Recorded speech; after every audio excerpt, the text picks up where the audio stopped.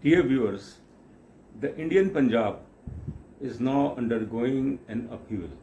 A sort of a crisis is emerging in the Indian Punjab. Recently, a referendum was held in Canada, UK, Italy, and Geneva. And in that referendum, which basically asked a question, should Indian Punjab be transformed as an independent Sikh state, Khalistan. So the movement of Khalistan, which had almost died down and had been totally, mitigated because of the police action of KPS Gill, Inspector General Police Punjab at that time, more than 25-30 years ago. So based on the referendum, in which more than 200,000 Sikhs participated in that referendum. And of course, overwhelming majority of them, they supported an independent state of Khalistan. What is Khalistan? And why the Khalistan movement is again gaining strength? There are four major dimensions as far as the Khalistan movement is concerned. The first is that the Sikh community, which played a pivotal role in the 1947 partition, massacre of Muslims, and that basically led to a situation in which the Pakistani Punjab was totally clean of non-Muslims, that is Sikhs and Hindus, and Indian Punjab, total Muslim elimination from there. So the memories of partition 1947, that was something which was a turning point. The Sikh community in India after the partition faced an upheaval, and that upheaval was when they started, not all the Sikhs, but majority of them, they started a movement, Khalistan. The question is that when the Sikhs were in the forefront along with the Hindus against the Muslims during the partition, the carnage, the massacre, why they turned against India and why they demanded that they should be granted a separate state. That's a very important, I think, question which needs to be analyzed. After 1947, all the way till late 70s, a sense of deprivation among the Sikhs in India began to emerge. Although the Sikhs in India, they are only 2%, less than 2% of the Indian population, the privileged class, privileged community, getting more than the share of the population in bureaucracy, in military, and also all over India, their business interests and things like that. So it was not the economic sense of deprivation, it was basically political sense of deprivation. That the Congress party had manipulated things and marginalized Sikhs. And then they tried to show that there was no difference between Hindu religion and the Sikh religion, which the Sikhs resented. And they said that we have an identity, and the Indian state was trying to undermine their identity. The second thing happened when Punjab was partitioned, the Indian Punjab. Haryana was carved out from Indian Punjab, Himachal Pradesh. So these things were emerging in the Indian Punjab, and the Sikhs were getting more and more resentful day by day, which ultimately led to a split in the Akali Dal party. And in 1984, June 84, when the Golden Temple, a very holy place of Sikhs, where Jarnail Singh Bhandrawala, along with his supporters, armed supporters, had taken refuge because the Indian security forces had launched a crackdown against the Sikh, what they called as the Sikh insurgency in the Indian Punjab. Amritsar was basically where the Golden Temple located, was made a sanctuary of the supporters of Khalistan. So the Operation Blue Star in June 1984 was launched by the Indian Army, and countless hundreds of Sikhs were massacred. So that was the event, Operation Blue Star, and the manner in which the Sikhs got massacred in Golden Temple was never ever forgotten by the Sikh community. And they avenged it because Indira Gandhi was the Prime Minister of India. And she had ordered that operation against the Sikhs, against Jarnail Singh Bhandrawala. And the Golden Temple, the pond of Golden Temple was, red because of the blood of Sikhs.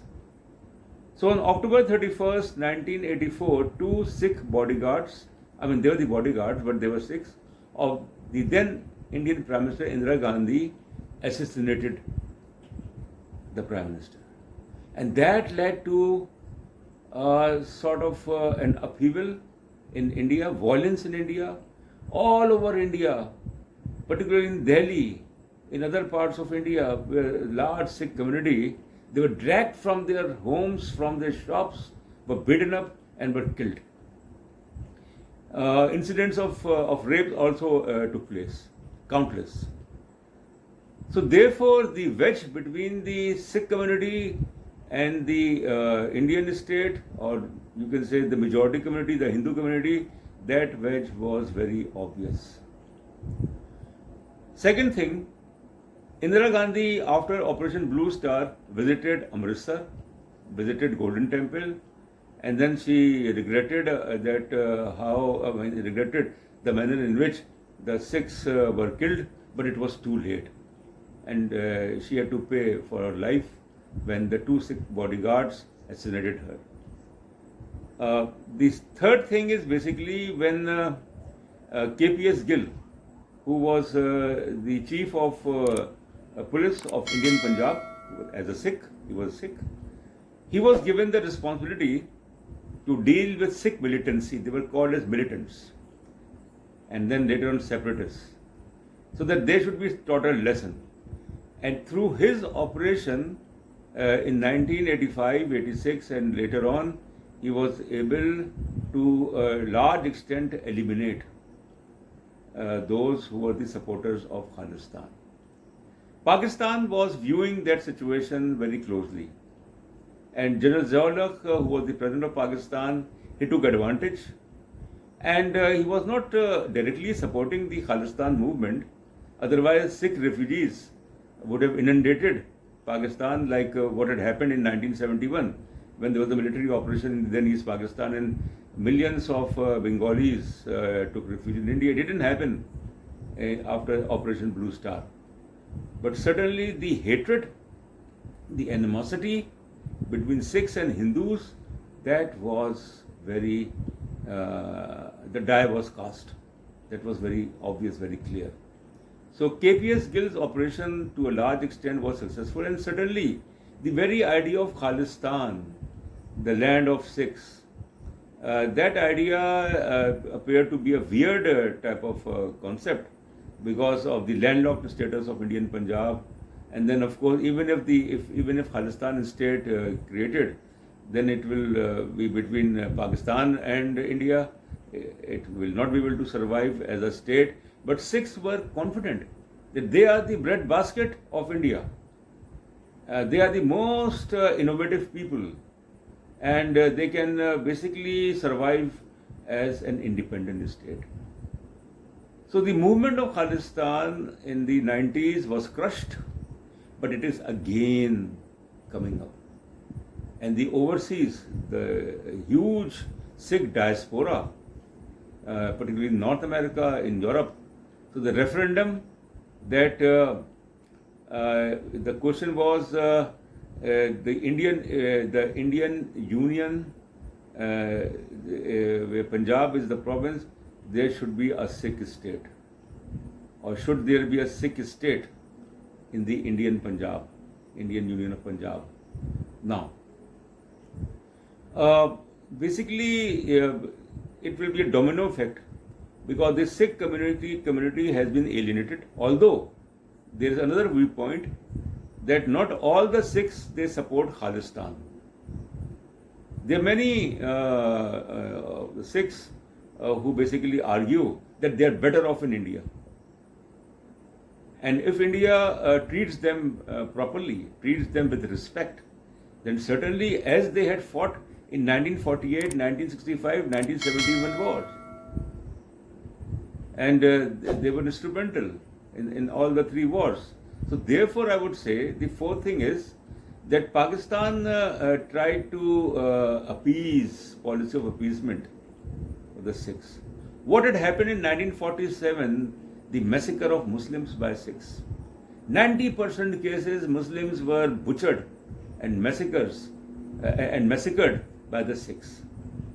And of course the Sikhs were also killed in Pakistani Punjab. The change of heart began to take place. And by the way, let me make it clear, a very shrewd policy of the then Indian Prime Minister Indira Gandhi, that Operation Blue Star was launched when Gyani Zail Singh was the President of India, a Sikh, and he couldn't do anything. He approved the massacre of Sikhs in Operation Blue Star. So therefore, after 30 years, more than 30 years, around 40 years of Operation Blue Star, a new generation of Sikhs has emerged, and that generation argues that now we want independence from India. Enough is enough. India has been using us. India has been undermining our religion. India divided Punjab. But then, if Pakistan wants to appease the Sikh community, it basically means it will take a great risk. The opening of Kartarpur corridor, more than 3 years ago, by Pakistan. What was that? It was a gesture to facilitate the Sikh pilgrims, because of the fact that majority of the holy places of Sikhs, they are in Pakistan, like Hasan Dal and elsewhere. So the Sikhs were very happy, and so they basically said that we made a mistake. I remember myself that when I went to Delhi in December 1985, more than a year after the carnage of Sikhs, after the killing of assassination of Indira Gandhi, Indian Prime Minister, a Sikh friend of mine, he took me to his house in Delhi, and that house was burned, was damaged. And then he said that we made a mistake in 1947, Hindus used us. Please forgive us. I said, well, what has happened has happened. So that is something which we have to understand. And if Pakistan wants to take advantage of this Sikh, sense of deprivation and grievances and militancy and separatism, it must understand that the map of Khalistan also includes Pakistani Punjab. Absolutely. Is Pakistan ready to? So therefore, there has to be a very wise and cautious response to the entire gamut of the Khalistan state. To what extent that state is viable, to what extent India will allow Khalistan, because if the referendum was held outside India, in Canada, in Italy, in UK, in Geneva, and in that referendum 100,000 Sikhs supported. So I would end here. I would say that there is a potential as far as the Khalistan movement is concerned. And if there is a referendum in the Indian Punjab, where the majority is of Sikh origin, will they support a separatist state? And what will happen to Hindus in the Indian Punjab? Will they have to? So there will be a third partition, 947, 1971, and the other one, in the form of the emergence of Khalistan as an independent state. It may be a viable state because it is very fertile. The Sikhs are very hardworking. They are very innovative. But then they also need to take into account the fact that their interest lies in India. Their business interest, their commercial interest, their trade interests. So, is it work? But there's a temptation for the Sikhs that they must have a state called as Khalistan. Thank you very much.